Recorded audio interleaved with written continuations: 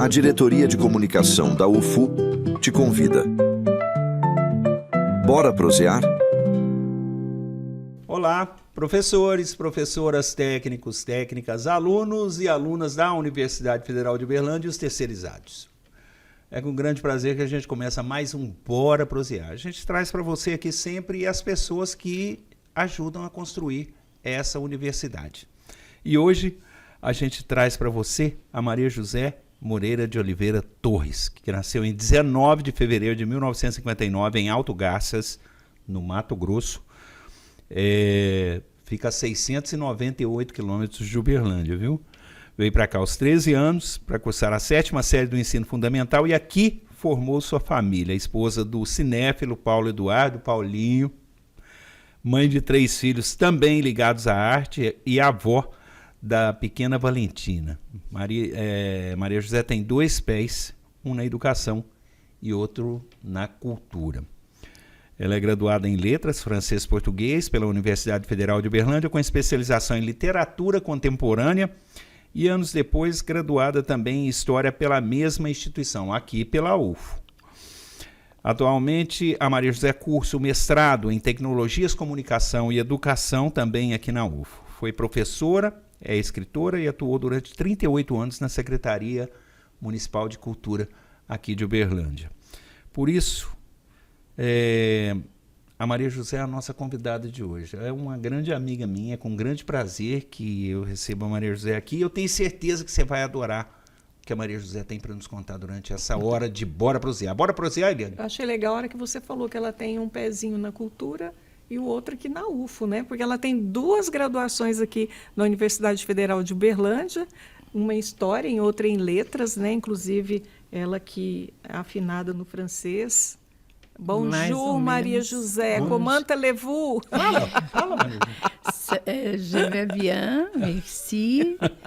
Mas eu pratiquei muito pouco o francês. Eu falo je ne parle pas bien français. Olha eu só. falo melhor o português.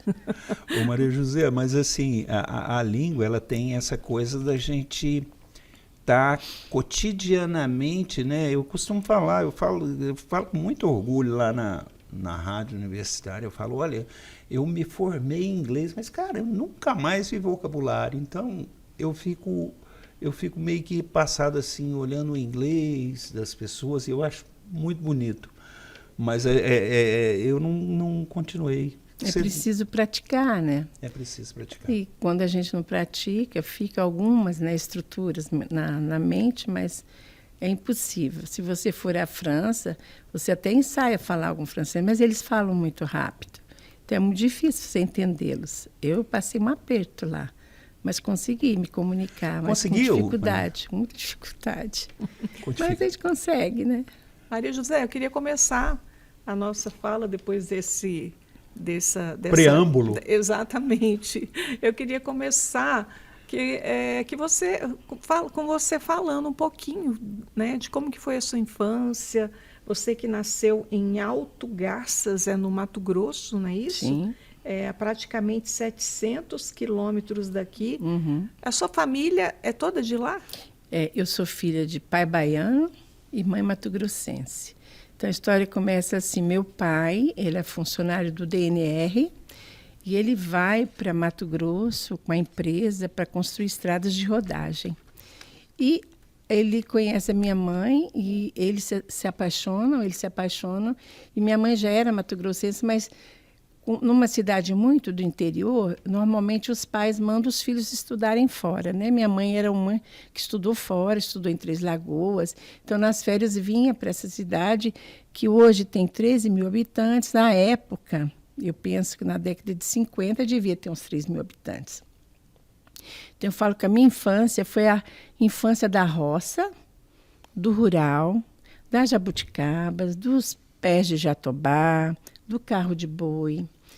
Então a gente morava na fazenda e morava na cidade. E meus avós maternos, eles foram para Mato Grosso para fazer a vida. E eles exploraram o garimpo, explorando, né, o garimpo e para extração de ouro e diamante. Meu avô fez a vida, mas ele morreu muito precocemente. Minha avó fica viúva aos 36 anos e a minha avó administra a herança dela sem dar nenhuma bola para outro homem, viveu e morreu viúva desde os 36 anos. Minha avó era uma pessoa muito inteligente. Eu digo que as mulheres que fizeram parte da minha vida e fazem parte da minha vida são mulheres muito fortes. A minha avó é minha avó materna, com quem eu convivi bastante, e minha mãe. Minha mãe foi professora e depois ela era costureira, tanto a minha avó quanto a minha mãe. Então é engraçado que essa herança de viver pequena, numa cidade menor, todo mundo se conhece, então era quase que uma simbiose, né, entre os adultos e as crianças. Então eu fui uma menina de subir em pé de manga, comer manga verde com sal, escondido da minha mãe, porque era proibido comer manga verde com sal, principalmente depois do almoço. Mal, né? Mas, assim, foi uma infância, e eu tenho as melhores lembranças dessa infância, né?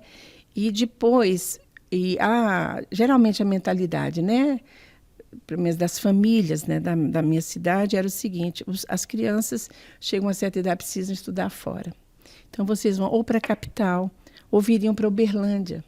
Meu avô já tinha um sistema de comércio com tecidos Tita. Meu avô tinha uma loja depois de secos e molhados. E ele, eu não conheci meu avô, mas aí meu pai falou, não, vocês têm que estudar fora. Então, em 73, eu venho com meus 2 irmãos mais velhos, moro com a minha tia, que já morava aqui. E depois a minha avó, porque era muito ligada a mim, eu sou a primeira neta, né, por parte da minha mãe.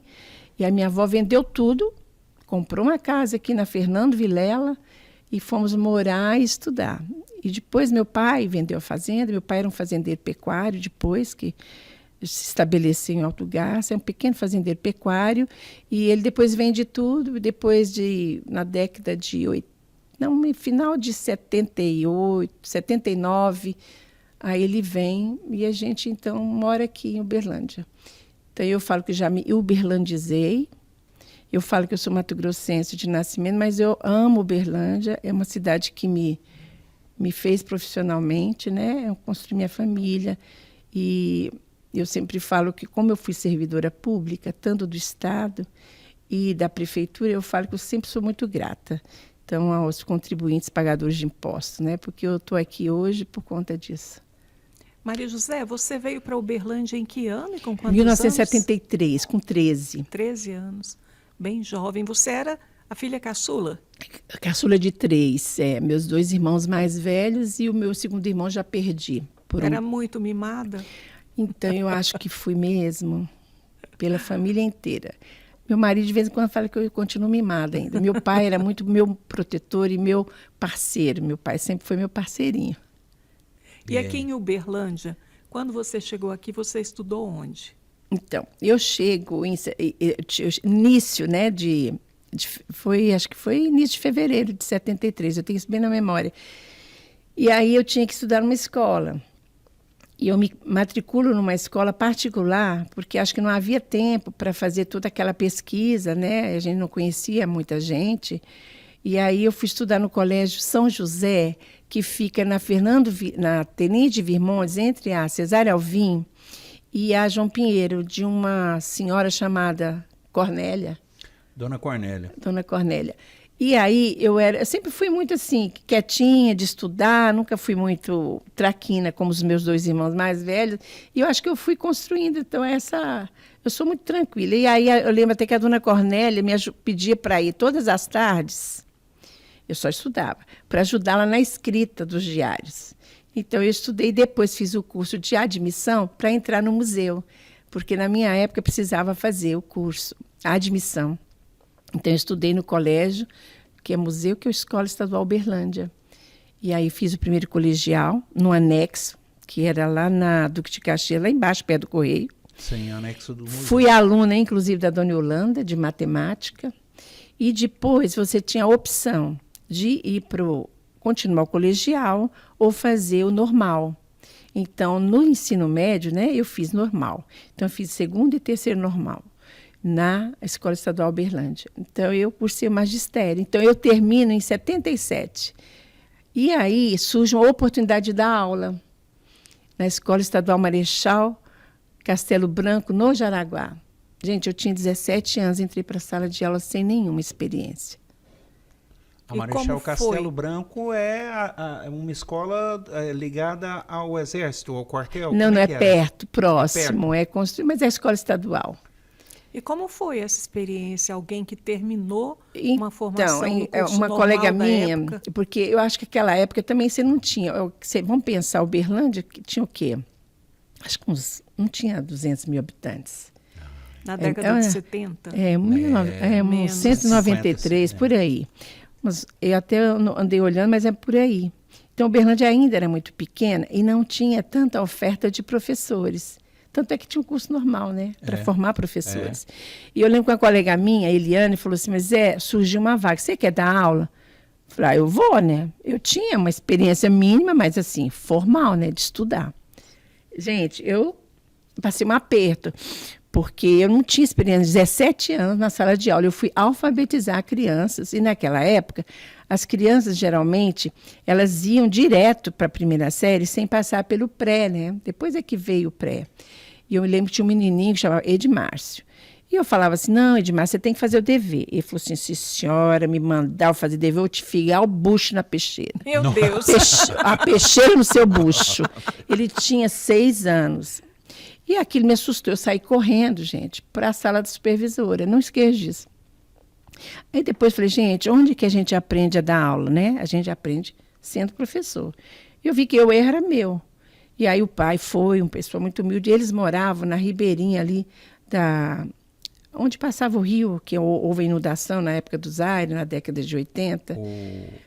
Do Ali, Praia Clube ali. Isso, lá embaixo, é Uberabinha. E aí o pai falava assim, olha, eu sei que é difícil, meu filho precisa estudar, mas ele me ajuda a entregar alface todas as manhãs numa bacia e eu tenho que vender o alface para a gente comer. Aí eu cheguei à conclusão que eu que estava errada.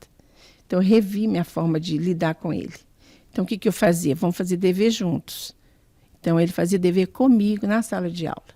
Os outros tinham condição de fazer, ele não tinha. Então foi uma experiência assim, a gente estuda Paulo Freire, né? Aí chega na hora do vamos ver, a realidade é mais forte do que as teorias que a gente aprende. Né? É verdade. Daqui a pouquinho a gente volta com Bora Prosear. A gente está só começando essa prosa com a Maria José, que está aqui enriquecendo hoje o nosso programa com um pouquinho da sua história e a construção dessa história dentro da Universidade Federal de Uberlândia. Bora Prosear, já volta. Bora Prosear vai para um breve intervalo e volta já.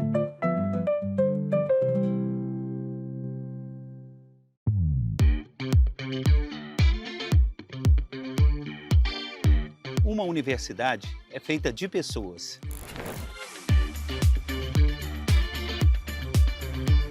E pessoas são feitas de histórias.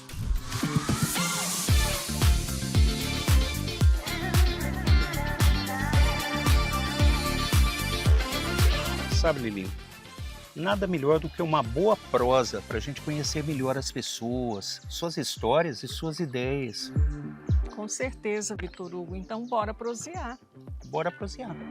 Toda pessoa é múltipla. Suas ideias e suas histórias vão muito além dos muros da universidade. Cada pessoa deve ser respeitada, valorizada e ouvida em toda a riqueza da sua trajetória.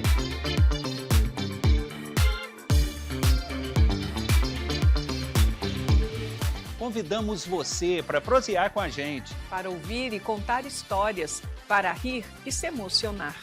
Bora prosear! Todas as quintas-feiras, às 8 da noite, na Rádio Universitária e no canal da UFO no YouTube. Estamos de volta. E aí? Bora prosear? Estamos de volta com Bora Prosear.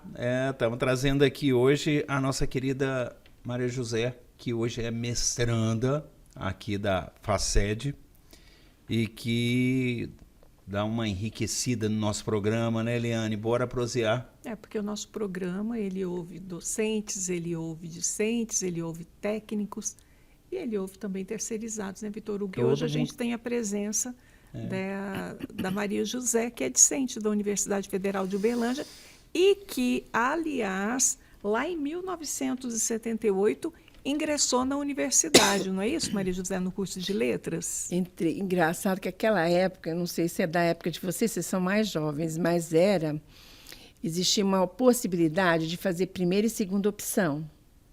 E eu tenho meu tio, que era meu padrinho, era médico, e ele investia em mim e falava que eu tinha que fazer medicina ou odontologia. Olha a questão. E eu falava assim, eu falava para meu pai, eu vou fazer letras. Meu pai falava, minha filha, você faz o que você quiser. Mas eu pus, primeira opção, odontologia. Segunda opção, letras.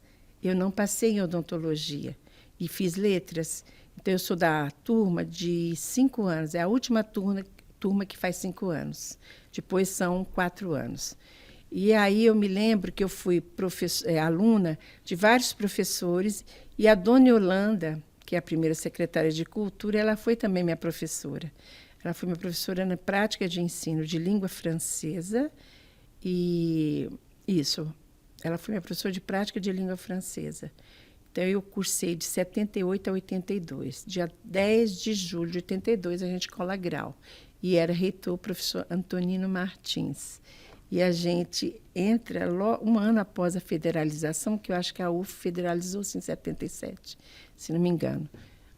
E a gente ainda pega o governo do regime, né? Regime militar. E o que você sentia durante esse período do governo do regime militar? Engraçado, né? Eu não tinha uma maturidade, não tinha uma maturidade política, mas eu era muito estudiosa. Mas nós tínhamos uma disciplina que chamava EPB, Sim. Estudos dos Dos Problemas Brasileiros, É. que não nos davam criticidade alguma.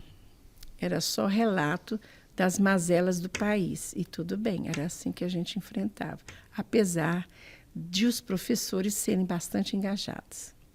Eu lembro que eu tinha uma professora, Margarete Abdulmaci, que era professora de literatura brasileira, excelente professora.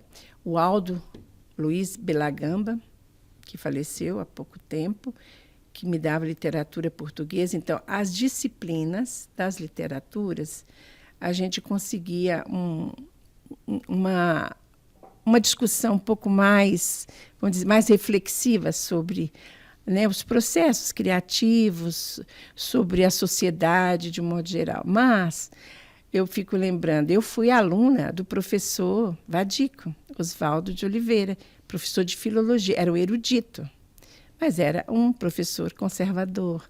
Fui professora do Santo Puglisi, que nos ensinava filologia românica, que era um frei também. Então, na verdade, o curso de letras era um curso bastante instrumental. Então, você saía para dar aula de português, de francês e de literatura. Então, eu acho que isso também era resquício, né, desse processo, né, do regime militar, que mandou calar muita boca, e muita gente, às vezes, mandou não, né, não só calou, como torturou. E a gente vive um período um pouco, eu acho, que a gente tem esses resquícios na universidade. Maria José, nessa época em que você cursava letras, você também trabalhava? Então, eu comecei em 78, na universidade, comecei a trabalhar. E é engraçado que, quando eu comecei a trabalhar, eu me envolvi na UT, União de Trabalhadores de Ensino, que era a Silma, Gilmar Machado, finada Shirley. Gente, eu não sabia absolutamente nada. Mas eu subi nos palanques, a gente começa, nesse período, começam as greves, né, dos professores em Uberlândia. Eu lembro que eu subo em palanque, eu subi no coreto, falei acho que uma porção de bobagem, mas eu estava ali para defender a categoria. Engajada. Defender a categoria, dizer que a gente precisava de melhores salários. E eu era só uma estudante universitária e era uma professorinha de alfabetização de primeira série. Mas eu subi no palanque. Não sei, não tem esse registro.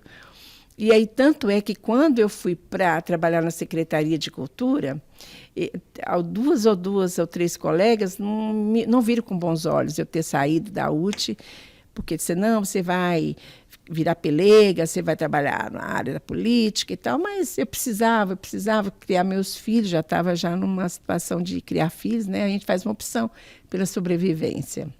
E como os sindicatos eram fortes, né? Muito forte, muito forte. E a gente ficava ali, gente, numa salinha pequena, que era perto daqueles sindicatos que tem lá na Rua México com com a Engenheira Diniz. Exatamente. É ali que a gente fazia as coisas, os panfletos. Então, eu fui assim, né, uma, entre aspas, uma subversiva, mas eu acho que mais disciplinada. Mas o seu engajamento com a UTE, né? A gente fica olhando, você falou na UTE aqui, não, me acendeu um tanto de coisas, porque ela realmente cresceu muito em Uberlândia, a UTE, acho que o Gilmar ajudou. Começou nessa época, né? Ajudou muito. União dos Trabalhadores em Educação, é isso? União dos Trabalhadores de Ensino. Eu acho que cresceu muito o sindicato a partir dessa atuação. Sim. Né? E, sem dúvida nenhuma, as pessoas que se engajaram ali e começaram realmente uma luta que começava a tomar conta do Brasil a partir lá dos movimentos do ABC. Exato. E do montão de coisa. O Maria José, eu tenho lembranças do regime militar, assim, de frases pichadas no muro. Você não tem muito isso? Eles escreviam frases de músicas do Caetano Veloso, eles comem o queijo, nós ficamos com os buracos.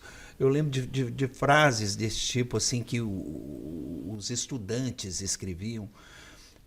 A UFO teve um movimento muito forte. Na letras, não. Não. Então, é isso que eu estou falando. Eu fui na UTE, eu tinha um comportamento, na faculdade eu tinha outro comportamento. Eu entrava, chegava, estudava. Nós éramos um grupo, maioria mulheres. Só tinha uma Alexandre, que era um rapaz que era da pedagogia, mas nós, todas, maioria mulheres. E tínhamos o professor Oswaldo, o professor Luiz Travalha, a maioria mulheres também como professoras. E a gente, eu acho que era o contexto também, né? E eu lembro que quando eu comecei a militar um pouco, né, na UTE, a minha mãe falava assim, minha filha, é perigoso. É perigoso. E para mim aquilo não tinha essa noção do perigo. Né? Engraçado, a gente não tem. Quando a gente é jovem, a gente vai à luta, né? A gente tem um pouco essa rebeldia. Mas eu não fui uma rebelde de fazer... Eu não lembro nem dos DA, você acredita? E tinha, né? Os diretórios acadêmicos. E eu não lembro de participar. Nessa época você já era casada, Maria José? Depois que eu terminei a faculdade, meu pai achava que eu não ia dar conta de trabalhar e cuidar de casa e casar. Ele falava, não, minha filha, estuda primeiro, depois você casa. E eu formo em 10 de julho de 82, e me caso dia 14 de julho de 82. Você então, formou em 10 e casou em 14? Sim, 4 dias depois. 4 dias de formada, essa menina me casa. né, Maria José? Agora, eu fico olhando assim... Eu já estava dando aula, hein? Já estava dando aula no P1, continuava como professora de primeira série, e já estava dando aula no ginásio. Eu já estava dando aula. Aí no ginásio você dava aula onde? Eu dei aula nas Pais Lemes, Felisberto Carrijo no P1, Doutor Duarte. Depois, o último que eu dei aula foi no Ângela Teixeira, lá na Avenida Lambari, no Daniel Fonseca. Percorri muito. E os filhos vieram quando? Então, quando eu me casei, eu demorei um pouco para ter minha primeira filha, que ela nasce em 85. A dona Yolanda, ela vai assumir a secretaria, o Zaire disputa em 82, ele entra em 83, porque também é o prefeito que vai fazer 6 anos. É o último mandato de 6 anos. A dona Yolanda vem um ano depois. Só que aí eu descobri, e ela depois me confessou, que ela ficou atrás da UFO, do Departamento de Letras, que não era ILEL na época. Ela estava atrás de uma ex-aluna que gostava de escrever. E ela foi na verdade, ela foi minha professora, e eu acho que ela se lembrou de mim, porque eu escrevia muito nos relatórios de observação e dos estágios. E ela insistiu para que eu fosse trabalhar com ela. E aí ela me convidou, eu fui até a casa dela, que ela morava na Princesa Isabel, eu fui com meu esposo, ela já era viúva nessa época, e ela fala assim, vão trabalhar comigo? Eu falei, vou nada. Eu já estou concursada em 2 cargos, ganhava super pouco, mas eu estava definida, estabelecida. Eu falei, não, dona, não vou não, lá é cargo político. Aí a senhora vai terminar a gestão, a senhora vai terminar o mandato, aí eu vou ser mandada embora. Eu vou perder, né, o meu tempo que eu já tenho, porque eu comecei em 78, já estava em 80, né, em 83. Aí ela falou, não, nós vamos ver, eu vou ver com o Zaire. Gente, vocês acreditam que eles conseguiram me transferir sem perder os direitos de cargos e vantagens do cargo, sem perder os direitos, né, as vantagens do cargo, me fizeram um empréstimo chamado regime de adjunção. Eu fiquei emprestada do Estado para a Prefeitura, para eu poder não perder essas vantagens, que quando ela terminasse, isso foi minha condição, quando ela terminasse o mandato dela, eu voltaria para o Estado. Eu sempre gostei da aula, eu aprendi e gostei. Aí eles conseguiram esse regime de adjunção, então eu fiquei emprestada. Eu lembro que eu digitava não, desculpa, né, gente? Eu sou da época da datilografia, secretaria, datilografia. Eu datilografava o meu ponto, levava na Superintendência Regional de Ensino, que era Delegacia de Ensino, que a gente falava, que era na Paz Leme. Eu levava o meu ponto para eles continuarem com esse processo. Eu fiquei até 88 adjunta. E eu lembro que aí eu falei, gente, mas por quê? Mas aí depois a gente fica sabendo por quê. Era Nilton Cardoso, governador. Nilton Cardoso, exatamente. Zaire Rezende, todos do mesmo partido. Não houve dificuldade nenhuma. Eu só sei que a dona Leonor falou assim, vamos, aí eu fui, né? 1º de fevereiro de 84, eu e ela começamos numa antessala da Secretaria de Educação na Rua Machado de Assis, 844. Vocês criaram a Secretaria de Cultura, Maria José? Do ponto de vista do trabalho, sim, mas do ponto de vista formal foi o Zaire. O Zaire cria, ele também tem a maioria na Câmara, e ele consegue editar uma lei, que é a Lei 3.955, de 9 de setembro de 83. Ele cria não só a Secretaria de Cultura, mas ele desmembra e constrói e estrutura, vamos dizer assim, a prefeitura com novas secretarias. Por exemplo, Secretaria de Meio Ambiente, Procuradoria-Geral do Município, isso é da época do Zaire. E aí ele cria, só que a dona Yolanda assume 1 ano depois. Acho que houve algumas tratativas antes, porque acho que nessa época ela ainda era professora na UFO. Para ela não... Então, eu sei que eu assumi com ela em 1984, numa antessala. Gente, a gente usava toda a estrutura da educação. Nós não tínhamos estrutura nenhuma. Eu lembro que eu que datilografei o memorando me contratando. Aí eu coloquei meu nome, dona Yolanda assinou, eu fui lá na Bernardo Guimarães, levar para um departamento de... Esquina com Afonso Pena. Quase esquina com Afonso Pena, era o departamento de recursos humanos. A Elizabeth Pelizé era a chefe, ela pegou, sem burocracia nenhuma, pegou, fez uns carimbos, eu fui embora. Eu já estava trabalhando, estava contratada. Eu datilografei. Hoje tem uma burocracia que atravessa, né? E que às vezes dá uma certa impessoalidade. Então, eu acho que eu lembro disso por conta desses Bora detalhes. prosear, volta daqui a pouquinho. A gente volta com mais conversa. A prosa tá boa, a gente vai desenvolvendo aqui com a Maria José e vamos sabendo de histórias de Uberlândia, da cultura e da educação, histórias da Maria José. Né, Eliane? Daqui a pouquinho a gente volta. Bora prosear. Bora prosear, vai para um breve intervalo e volta já.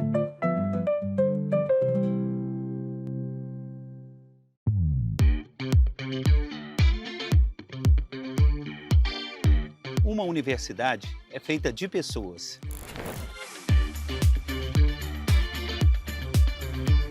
E pessoas são feitas de histórias.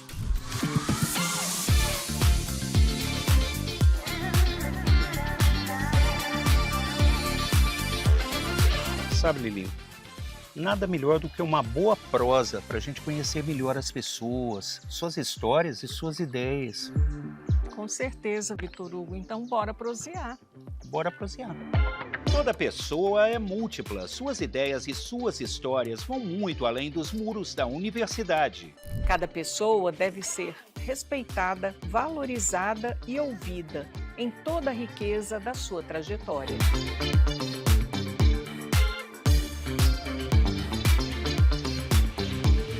Convidamos você para prosear com a gente. Para ouvir e contar histórias, para rir e se emocionar. Bora prosear! Todas as quintas-feiras, às 8 da noite, na Rádio Universitária e no canal da UFO no YouTube.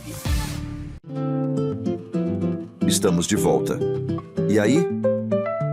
Bora prosear? E o Bora Prosear está de volta, hoje trazendo a nossa convidada, que é discente da Universidade Federal de Uberlândia, Maria José Moreira. Maria José, veja só, logo depois que você terminou o curso de letras, você se especializa em literatura brasileira contemporânea, né?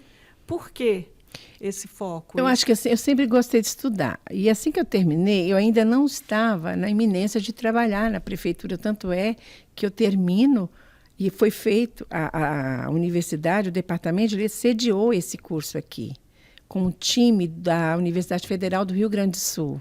Então, foi possível fazer porque foi aqui. Né? Então, eu faço, logo depois que eu termino, em 82, já engato esse curso de especialização, porque eu estava assim, com a cabeça, eu acho que a nossa energia juvenil, eu era muito jovem, então eu acho que ali me dava gás. Eu sempre gostei de ler, de estudar, falei, então eu vou continuar. Então, eu continuei. Então, eu lembro que nesse curso a gente estudou muito a formação da literatura brasileira e tinha uma professora em especial que eu me apaixonei por ela, chamada Regina Zilberman. Nem sei se ela está viva, mas eu achei ela fantástica, porque ela era uma intelectual, uma pensadora da literatura brasileira. E aquilo me abriu muito a cabeça, sabe? Muito mais do que no curso, né, da graduação, que era um pouco mais instrumental, vamos dizer assim. E a Regina Zilberman e Lígia Cadimartori Magalhães assim, abriram muito minha cabeça, sabe? E acho que é por isso que eu gosto tanto da questão da literatura, né? De lidar com os escritores. E eu vou trabalhar na secretaria também, elaborando alguns projetos para os escritores locais. Isso quando depois na Secretaria de Cultura, já trabalhando na Secretaria de Cultura. Em 1996, você, não satisfeita só com o curso de letras, ingressa no curso de história. E um fato interessante, seu marido foi seu colega de sala de aula, não é isso? Então, eu podia ser comportadora de diploma. Meu esposo, ele chegou a fazer direito, depois fez letras, mas ele não finalizou nenhum curso. Aí eu falei, vamos fazer história? Porque aí os meninos já estavam grandes, eu tinha 2 filhos, né, criados, então, e era noturno, falei, vamos fazer. Fizemos.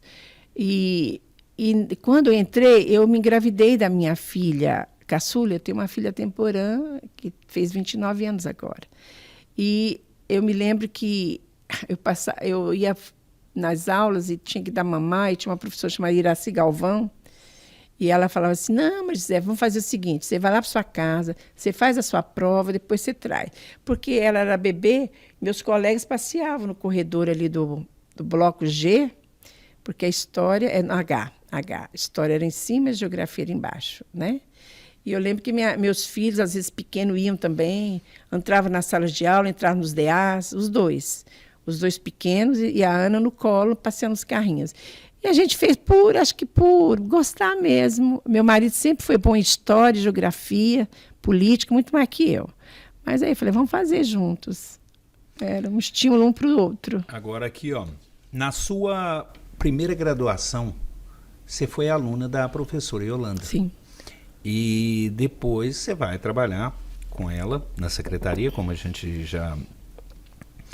E no seu trabalho de conclusão do curso, né, a segunda graduação, você dedica a ela. E a gente coloca aqui, acessa aqui o arquivo, onde você escreve assim, dedico este trabalho à primeira secretária de Cultura, Yolanda de Lima Freitas, que sabia contornar os conflitos, jamais deixava seus funcionários e qualquer pessoa que a procurasse com o gosto amargo da derrota.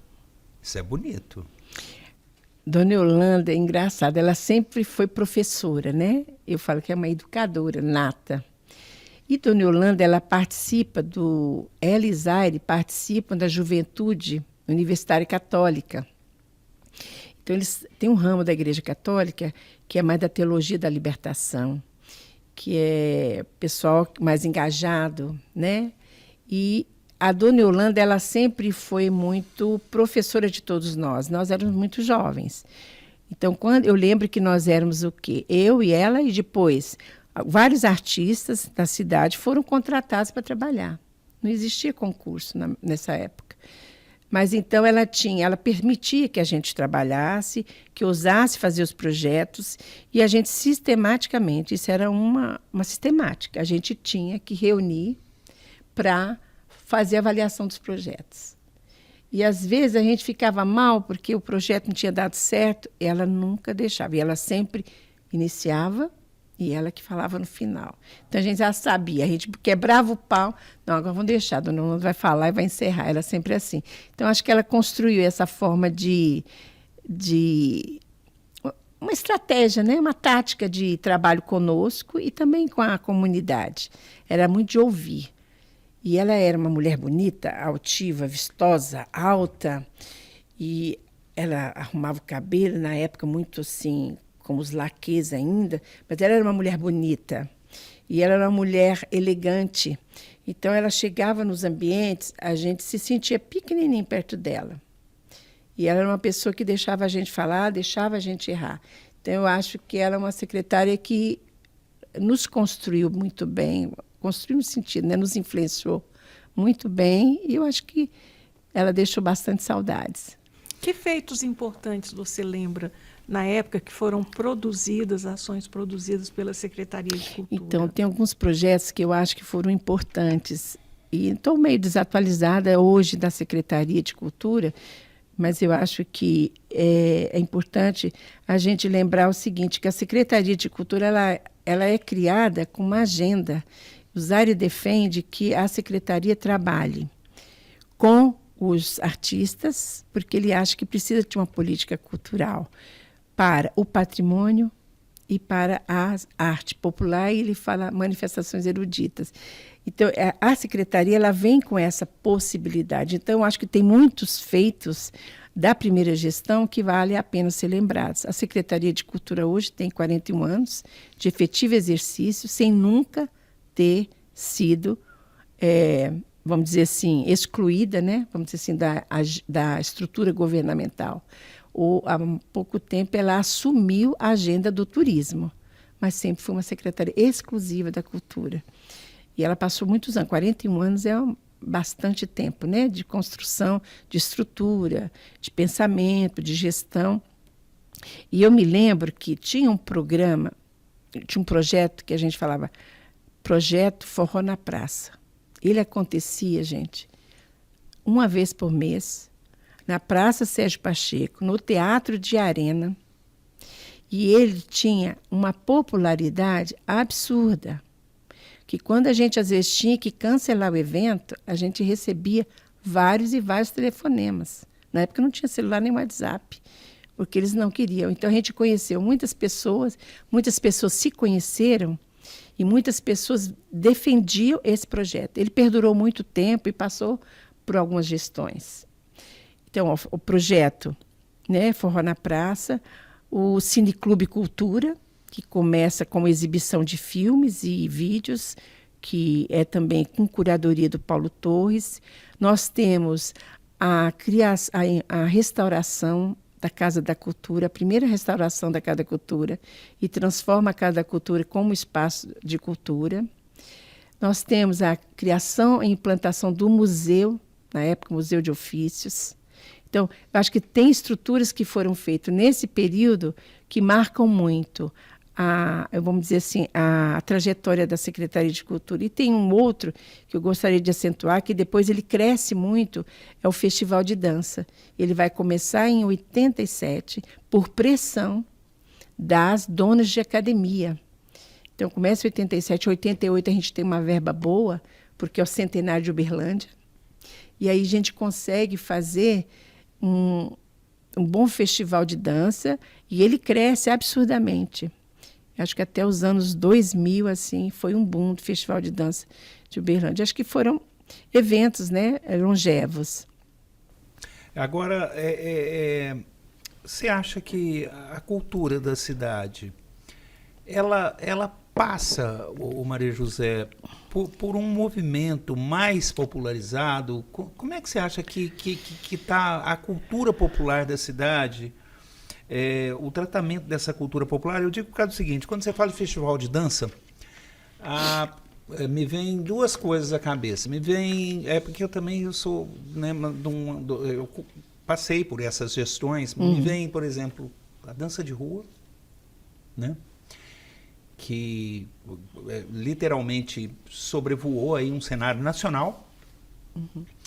E assim, eu acho que marcou muito também o estúdio Ike Dança, da Fernanda Bevilacqua, né? Que assim, fazia uma cultura bem popular, e eu acho que a partir dali a cultura de Uberlândia ganhou esses contornos mais populares, essa visão mais pro popular. Não foi mais ou menos isso? Então, olha, o que eu acho? Eu acho que a gente precisa se alimentar. Quem trabalha com cultura precisa de fazer da cultura o objeto de estudo, o objeto de pesquisa e o objeto de tensionamento sempre. Porque a institucionalização das práticas da cultura, elas às vezes vão num viés de acomodamento. Então, a Secretaria de Cultura, e penso como Teixeira Coelho, como Gilberto Gil, de que o Estado não produz cultura. O Estado cria condições para que as práticas, que, como diz o Gil, as práticas do artesanato ou da mente, da criatividade, elas sejam possíveis e que haja acessibilidade universal dos bens simbólicos. Isso é um pensamento que a gente não pode se esquecer. Agora, a gestão pública da cultura, ela tem limites. Primeiro, limite orçamentário. Sim. A moldura político-partidária, que eu acho que ela, às vezes, tende mais para um lado e menos para o outro. E tem a questão mesmo da prioridade. Então, você, como gestor de cultura, você tem que fazer suas prioridades. E como é que você elege prioridades? Ouvindo a sociedade, principalmente a sociedade artística ou os manifestantes da tradição. Então, eu acho que é isso que faz, porque a cultura é dinâmica, ela não é estática. O que o Zaire pensou, que era a questão da popularização, ela muda. Uberlândia hoje tem mais de 700 mil habitantes. É impossível. Então, tem meninada fazendo hoje uma arte popular usando tecnologia. E a gente não sabe onde está.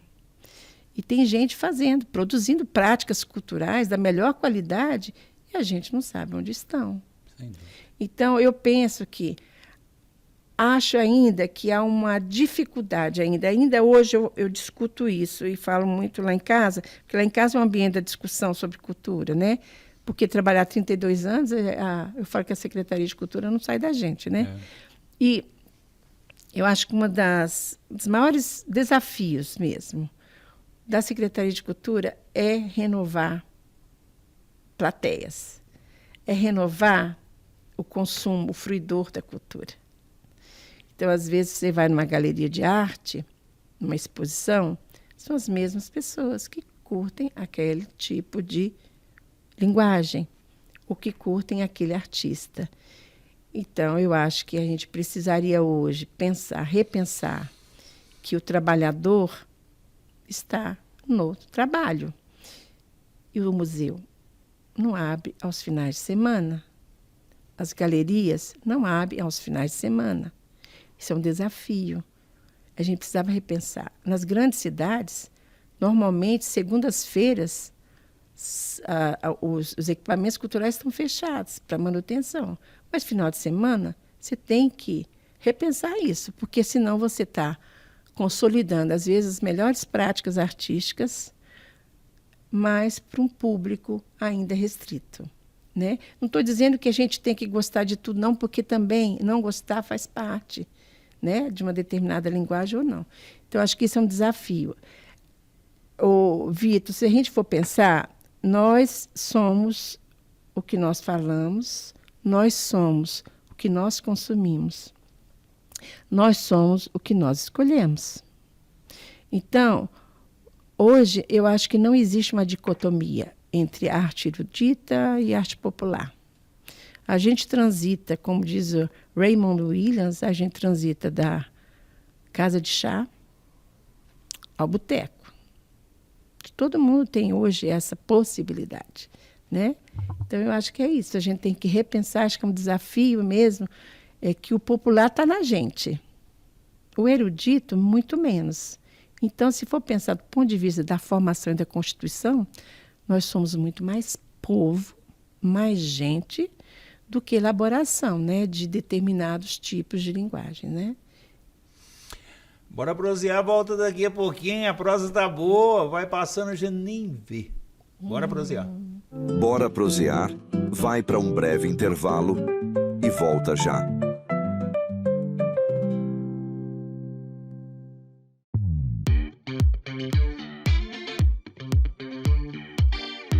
Uma universidade é feita de pessoas.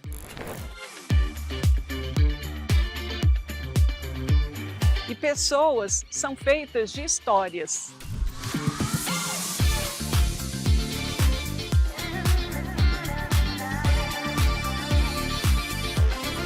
Sabe, Lilinho, nada melhor do que uma boa prosa para a gente conhecer melhor as pessoas, suas histórias e suas ideias.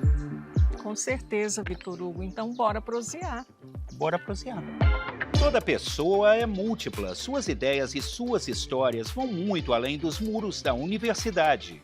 Cada pessoa deve ser respeitada, valorizada e ouvida em toda a riqueza da sua trajetória.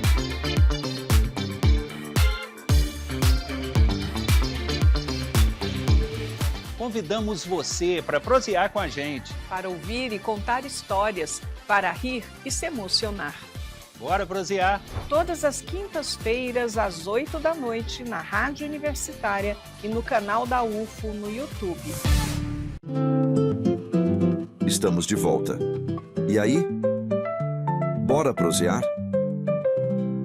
Bora prosear, tá de volta. Eu, Vitor Hugo, Eliane Moreira, trazendo para você sempre uma pessoa que faz da universidade uma construção sólida, uma construção bonita, uma construção da qual a gente se orgulha. Bora prosear, Eliane? Maria José, que projetos hoje em nível local você destacaria da Secretaria de Cultura e também da Universidade Federal de Uberlândia?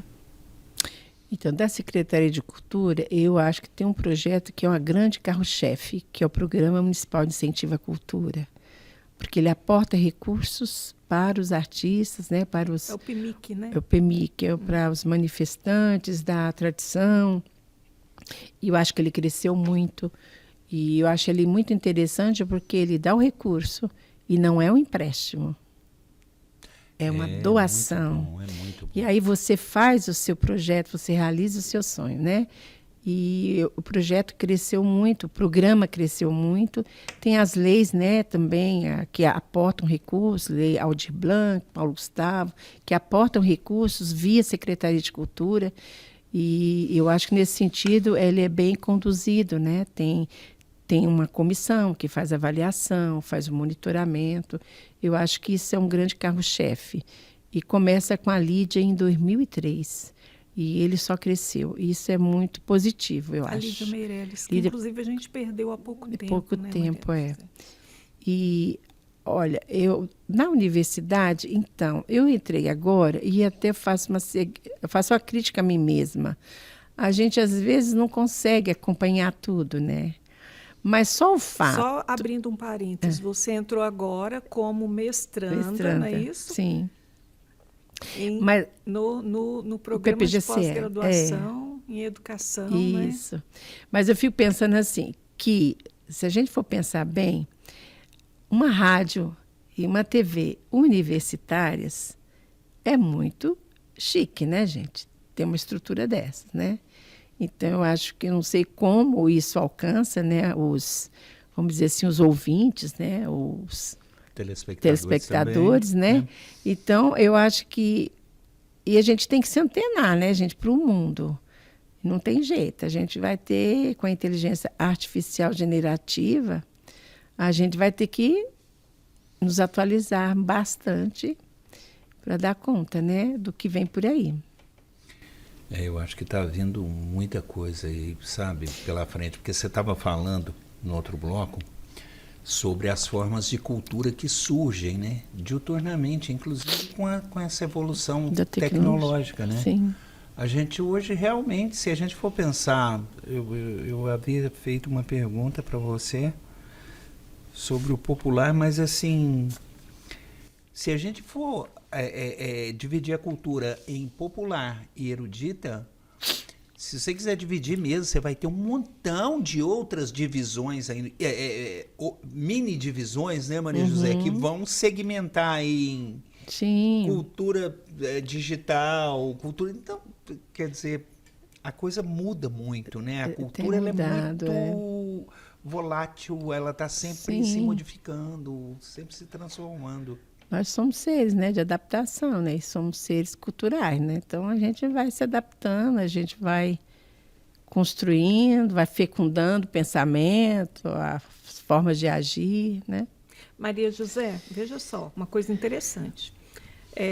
A sua família, ela é quase toda de ambiente cultural. A gente tem, tirando uma filha sua que é procuradora, não é? Sim. Nós temos aqui o seu esposo, que gosta muito de cinema, trabalhou com isso também na Secretaria de Cultura, como você citou agora há pouco. O seu filho, que se formou em artes plásticas aqui na UFO, não é? Sim. E que hoje é o curso de artes visuais, né? Sim. E atua como ilustrador exclusivo de uma empresa norte-americana, né? Sim. Você também tem uma filha caçula que está em São Paulo fazendo faculdade de música e em breve vai lançar um EP. Isso. Como é isso tudo? É uma família Então, lá em casa sempre foi muito, né? assim, lá em casa sempre foi assim, um ambiente muito de livros, de música, de filme e sempre muito assim, de forma natural, né? Nada imposto.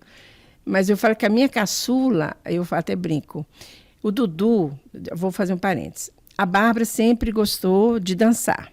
Então, ela é bailarina nata. Até hoje, ela tem o pescoço. A Bárbara é a mais velha. Que é procuradora. procuradora. O Dudu sempre foi, desde pequeno, ele gostava compulsivamente de desenhar. A gente ia para os restaurantes, ele pegava o guardanapo e ficava desenhando. Eu ainda tenho desenhos dele bem pequeno.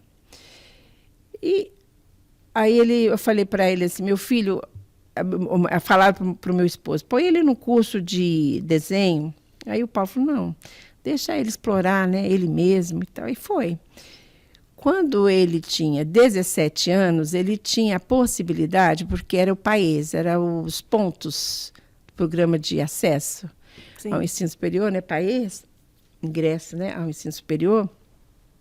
E aí eu falei assim, olha, coisa de mãe, né? Eu falei, Dudu, por que você não tenta arquitetura? Você tem, né? Ele falou, não, eu não quero arquitetura, eu quero ir para a USP, eu quero fazer cinema.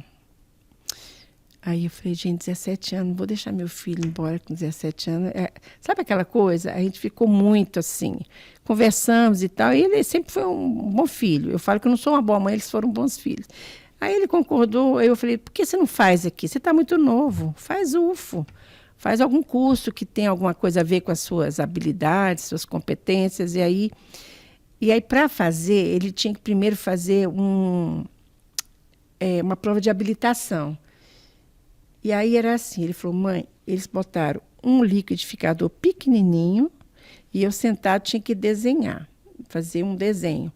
E aí ele passou, ele foi aprovado, então, na prova de habilitação.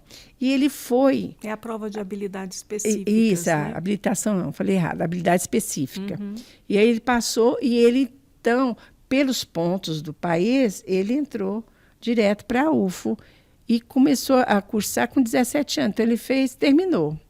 Só que antes de terminar, ele, como ele tinha feito inglês, todos eles fizeram inglês. E aí, ele começava a procurar serviço. E aqui na UFO, na época, não tinha artes gráficas, nenhuma disciplina ligada. E ele fazia por conta própria. Fez as artes plásticas, disciplinas do curso, que é mais voltada às belas artes na época. E aí, o que ele fez? Ele começou a procurar serviço. O primeiro emprego dele foi online, com uma empresa da Finlândia. Ele ficava às 4 horas da manhã, falando com o diretor de arte. Que o fuso. Tem Coitado. No computador. Quem deu o primeiro tablet para ele desenhar foi o avô paterno. E ali ele foi. Ele ganhava o dinheirinho dele, ganhava em dólar. Tivemos que ir lá na... Ele foi até com o meu sogro para ver a questão no Banco do Brasil.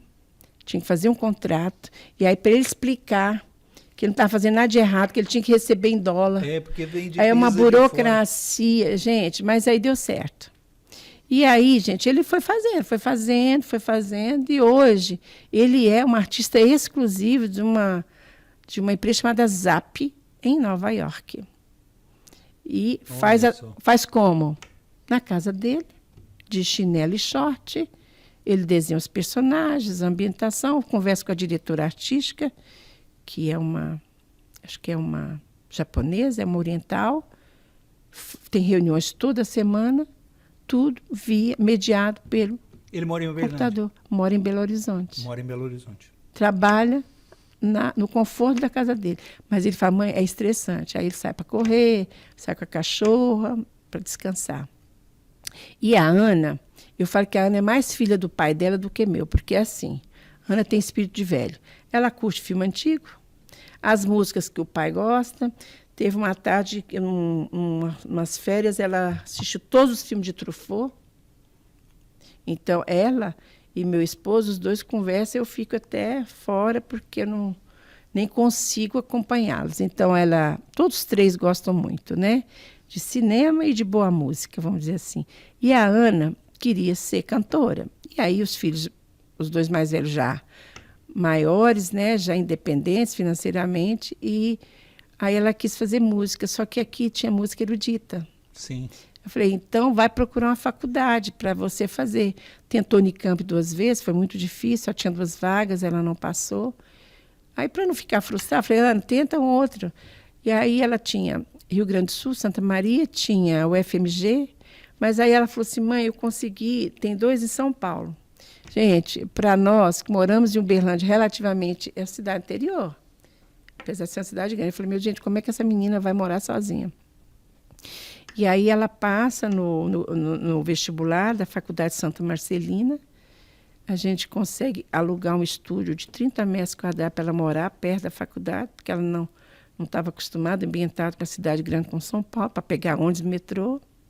Hoje ela tem 10 anos de São Paulo, está lá, e ela fala, mãe, eu quero fazer minha carreira aqui, mas no futuro eu quero voltar para Uberlândia. É apaixonada por Uberlândia. É apaixonada pelo Praia Clube. Então é isso. E agora ela compôs 4 canções, fizemos um financiamento coletivo, né?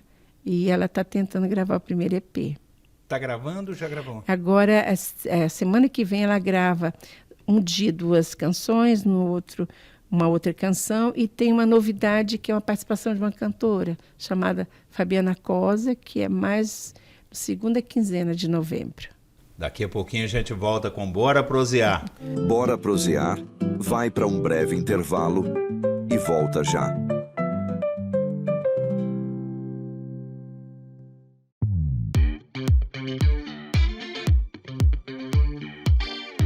Uma universidade é feita de pessoas.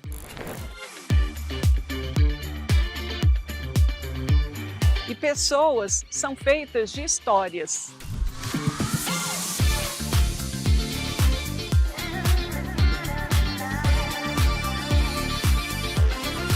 Sabe, Lilinho, nada melhor do que uma boa prosa para a gente conhecer melhor as pessoas, suas histórias e suas ideias.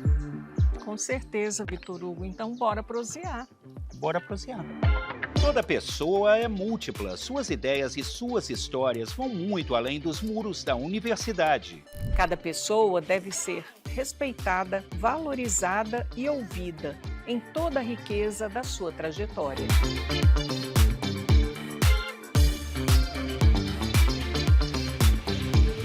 Convidamos você para prosear com a gente. Para ouvir e contar histórias, para rir e se emocionar. Bora prosear! Todas as quintas-feiras, às 8 da noite, na Rádio Universitária e no canal da UFO no YouTube. Estamos de volta. E aí? Bora prosear? E o programa Bora Prosear está de volta hoje com a presença da Maria José, uma pessoa que respira cultura. E hoje ela também faz parte da Universidade Federal de Uberlândia como aluna do mestrado. Maria José, e a universidade ocupa que lugar na sua vida? Olha, é o espaço da formação e é o espaço da reflexão. E é engraçado que eu volto com uma outra maturidade, né? Quando eu fiz letras, eu era muito jovem. Quando eu fiz história, já era mais madura. Então, eu consegui aproveitar muito. E eu volto agora já com... Eu falo que eu venho numa perspectiva de formação, né? Então, eu tenho, na verdade, um foco naquilo que eu quero fazer, que é essa pesquisa para tratar das versões de cultura nesse período, nos cinco primeiros anos, né, de fundação da Secretaria de Cultura, que é de 84 a 88. Secretaria de Cultura de Uberlândia. De Uberlândia. E aí, eu hoje, assim, eu estou no papel de aluna, mas também consigo fazer, às vezes, uma reflexão sobre os professores. Então, eu fico falando que, e de um modo geral, tem professores que nos surpreendem de forma extremamente positiva, né? E eu acho que isso é fundamental. Eu acho que a educação, seja em que nível for, é preciso ser baseado na troca. Então, o professor tem que estar disposto a trocar e o aluno precisa estar disposto a trocar e a aprender. Sem isso, a gente fica cumprindo tarefas. Então, eu acho que eu me surpreendo muito eu tive agora o professor Gerson, a professora Ana, o professor Nuno e tem o professor Guilherme, que é um pouco mais antigo, mas eu digo assim, há um esforço, né? E a gente sente que há um conhecimento, um pensamento. Existe pensamento sobre comunicação, existe pensamento acumulado sobre educação, existe pensamento acumulado sobre os seres humanos. Então, tem muitos professores que me encantaram profundamente pelo conteúdo e pela sensibilidade, sabe, de trocar. Então, tem uns um pouco mais, às vezes, mais reticentes na troca, mas, de um modo geral, todos eles estão preocupados em que a gente, pelo menos, faça desse espaço um espaço de pesquisa. Maria José, você hoje é aposentada? Sou aposentada. Eu aposentei formalmente em setembro de 2016, mas quando requeria aposentadoria, eu podia já ficar em casa esperando a publicação. E aí eu entro com pedido de aposentadoria em 27 de junho de 2016, aí arrumo as gavetas, limpo os meus arquivos, e aí eu me aposento dia 20 de julho de 2016, oficialmente. Você tem 3 filhos? 3 filhos. 43 anos de casado. Sim. Como você se define a sua família em uma frase, por exemplo? Eu acho que família, para mim, é afeto, cumplicidade e eu acho que é uma busca de respeito ao outro sempre. Então, acho que foi uma pauta muito forte na nossa família, né? O afeto, a cumplicidade e o respeito. Acho que isso perdura até hoje. Agora, a Maria José, ela tem contos publicados, poemas, ela é dada, é escrita. Inclusive, ela trouxe alguns livros aqui onde ela tem contos, não é isso, Maria José? Contos publicados. Foi por meio de concurso? Engraçado que eu sempre gostei de escrever, mas assim, nunca fui preocupada, né, em participar. E aí eu estava revendo até para essa entrevista, esse primeiro conto que eu tive publicado chama Matuto do Coração, que tem a ver com as minhas representações culturais da época da minha infância, né? E foi publicado pela própria universidade quando o curso de Letras e Pedagogia fizeram 20 anos. Então, aí foi um concurso aberto à comunidade. E aí eu estou aqui junto com Marta Panuzzi, que é uma escritora reconhecida. Estou aqui junto com José Olímpio, que hoje estava em Belo Horizonte há muito tempo. Manuel Cardoso, que foi meu professor também. E alguns autores aqui da cidade na época. Então, esse conto foi o primeiro. Depois eu participei de alguns poemas e, recentemente, eu participei de um poema agora, que é um edital da Secretaria de Cultura, para que os poemas circulassem nos ônibus. Aí tive que fazer uns ajustes aqui para caber no edital, mas participei. Por favor. E vai ser publicado? Eu penso que ele deve estar circulando nos ônibus. Ah, interessante. Eu não acompanhei o desdobramento, vamos dizer assim. Nos dê o prazer, por favor, Maria José. Tá, vamos lá. Minha avó dizia que quando a mulher dá à luz, abre espaços para nascimentos. De abertos ventres a vida precisa. Vale o ventre da valentia para femear o mundo e partejar. Vale a vida engravidar, esperar da cria um novo jeito de se achar, um novo jeito de aviar, um novo jeito de esperançar. Vale nascer, vale viver, vale renascer, minha avó dizia. Que lindo, muito bem. Obrigada. Qual o nome?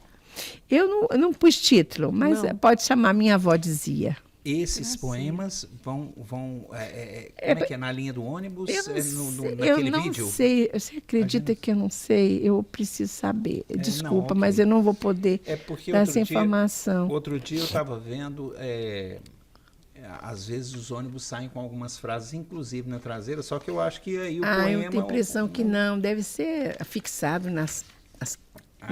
no dorso das cadeiras, penso. Não acompanhei. Maria José, olha só. É uma pergunta aqui meio inusitada, porque eu estou aqui, gente, o nome da Maria José é tão grande, Maria José Moreira, que é minha xará, porque eu sou Eliane Moreira, Maria José Moreira de Oliveira Torres. Você gosta de ser chamada como? De qualquer jeito. Apelido de infância é Lia, mas me chamo de Zezé, mais José, Major, tá tudo bem. Tá tudo Pode em ser casa, Maria né? José Torres também. Tá tudo certo. Torres é por causa do Paulo. marido, Isso. do meu amigo Paulo Torres, que é uma pessoa que, assim, para mim, ele é uma referência também como o cinéfilo, né? Ele gosta muito, né, Maria José? Ele pode esquecer a data do nosso casamento, mas ele sabe quando é que o filme saiu, que dia que foi aquela música, quem compôs, isso assim ele sabe. Maria José, para uma pessoa que fez na UFO letras, história, especializações e agora está fazendo mestrado, quais os planos depois desse mestrado? Então, olha, eu sinto que a gente vai envelhecendo, a energia também ela vai decaindo, né? Mas eu sou assim, eu me proponho sempre a fazer aquilo que eu me proponho a fazer, eu faço, né? Eu costumo dizer lá na secretaria que em tudo que a gente vai fazer tem que ter PDD, paixão, dedicação e desempenho. Então, eu estou fazendo porque eu quero, ninguém me obrigou. Então, eu quero dar o meu melhor. E estou tendo dificuldades, porque não é fácil, né?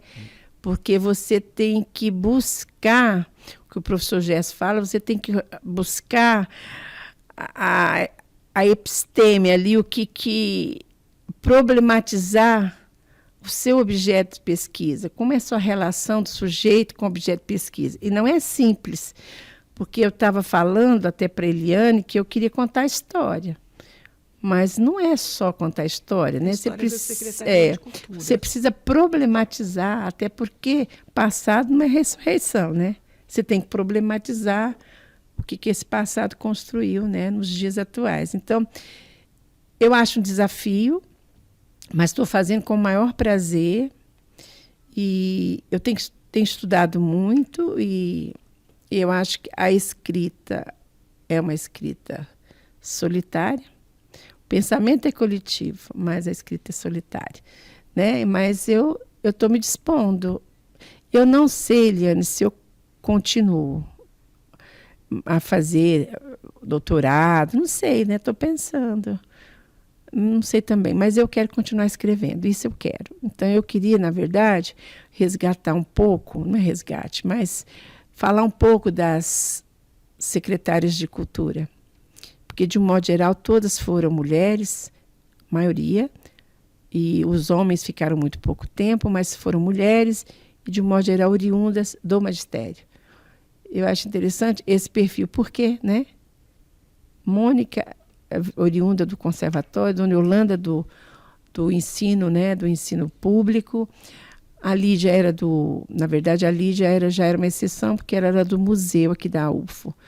Mas Dona Mirtz era oriunda da universidade, a Creuza Rezende da universidade. E eu fico me perguntando por quê, né? Eu acho que essa é uma pergunta a ser feita. E isso eu tenho curiosidade para continuar. Não sei se eu continuo os estudos, mas a pesquisa eu acho que sim. Olha Às só, vezes de forma... eu acho que você vai continuar. Viu? Eu acho que vai continuar, porque esse foi um questionamento que eu me fiz, a Eliane se fez também e não deu outra. Sim. Deu doutorado na cabeça. Exatamente. Vai continuar, tenho certeza. Depois você me fala. Vou tentar, se a energia der conta, né? A energia tem hora que falta mesmo. Maria José, nós queremos agradecer demais a sua presença, por compartilhar a sua história, um pouco das suas vivências aqui com o nosso programa, o nosso Bora Prosear, comigo, com a Eliane Moreira. Muito obrigado. Foi um bate-papo muito gostoso, né, Vitor Hugo? Eu ficaria horas ouvindo ela falar aqui. E parabéns pela iniciativa, né? Que eu acho que a comunicação ela tem que sair, né, das instituições, né?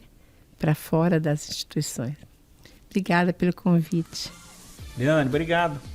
Obrigada, Vitor Hugo. Quinta-feira que vem tem o Bora Prosear. Bora prosear. E aí? Bora prosear?